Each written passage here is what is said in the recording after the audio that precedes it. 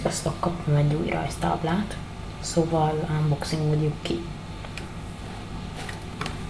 Első dologként X-Paper rajztábla, az egyik legjobb a szakmában.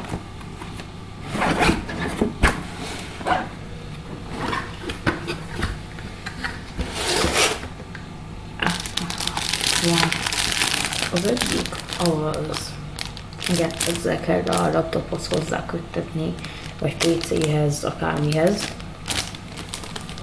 Rakom. Itt van maga a gyönyörűség. Nem bírok szerint.